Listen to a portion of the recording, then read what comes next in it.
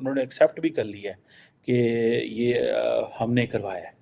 तो आप उससे अंदाज़ा लगाएं कि अगर उन्होंने ये एक्सेप्ट कर लिया है तो फिर एक समझें कि एक बड़ा अटैक एक बड़े मुल्क के अंदर, और इसकी ज़ाहिर बात है इम्प्लीकेशंस भी बहुत ज़्यादा होंगी ग्लोबल लेवल पे। आया था कि मालदीव में भी, मालदीव तो उन्होंने बेच के रख दिया ना, बेच दिया, वो पैसे ले लिए। ये बड़ी बीमारी है, ये बहुत बड़ी बीमारी है। करप्शन हमें खाए जा रही है। चाइना से पैसे लेते हैं, भाईजान दुबई में मकान ले लेते हैं। तुर्कमानिस्तान है, ताजिकिस्तान है, उज़्बेकिस्तान है, कज़ाकिस्तान है, और ये सारे जो ममालिक हैं ये मेजॉरिटी मुस्लिम ममालिक हैं।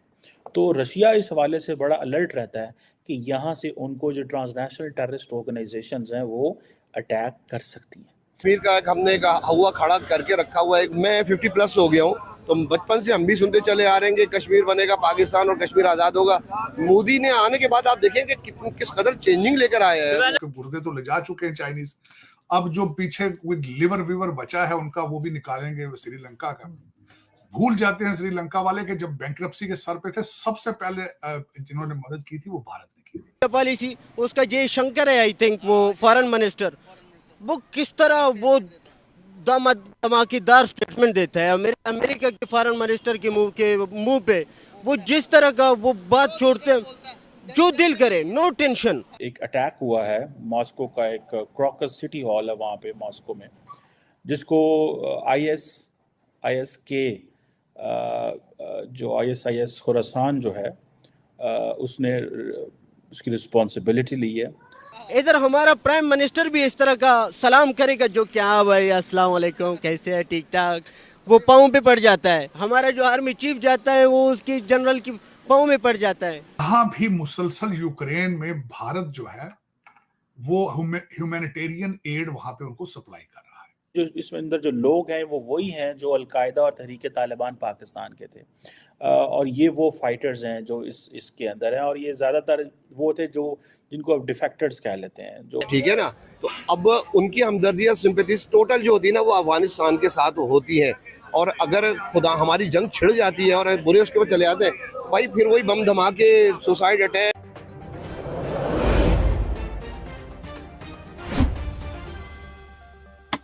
तुर्कमानिस्तान है, ताजिकिस्तान है, उज़्बेकिस्तान है, कज़ाकिस्तान है, और ये सारे जो ममालिक हैं ये मेजॉरिटी मुस्लिम ममालिक हैं।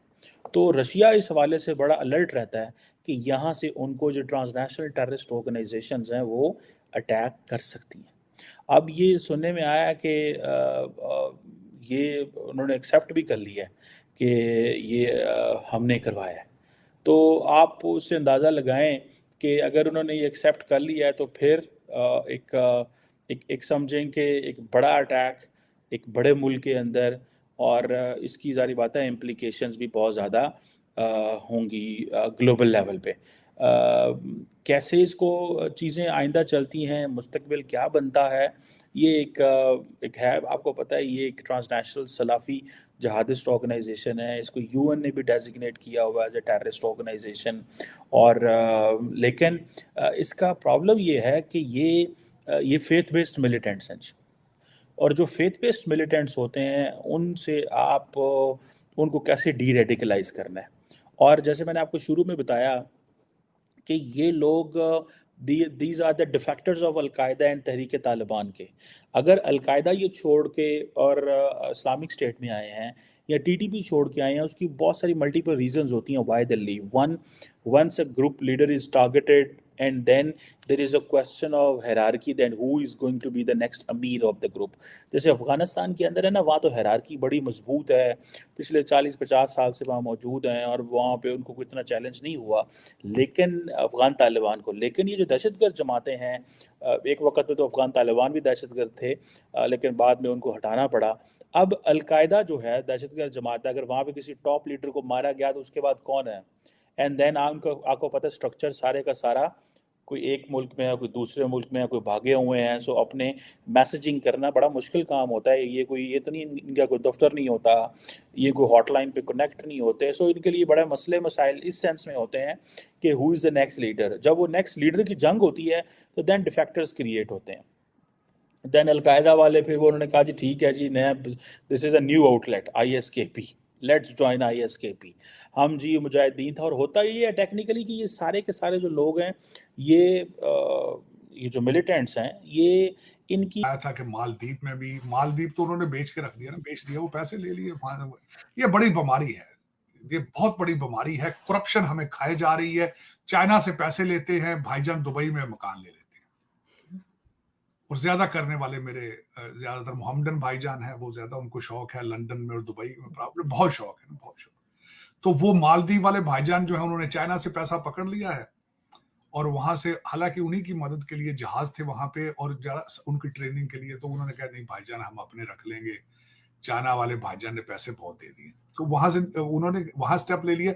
नेपाली भाईजान पहले इस तरह का काम कर चुके हैं। आजकल हमारे चाइना के आर्मी जनरल जो हैं, वो 2 श्रीलंका में और नेपाल जा चुके हैं। श्रीलंका वालों के गुर्दे तो ले लिए उन्होंने पहले। श्रीलंका तो आपको पता बैंक्रप्सी दे चुका है ना, उनके गुर्दे तो ले जा चुके हैं चाइनीज।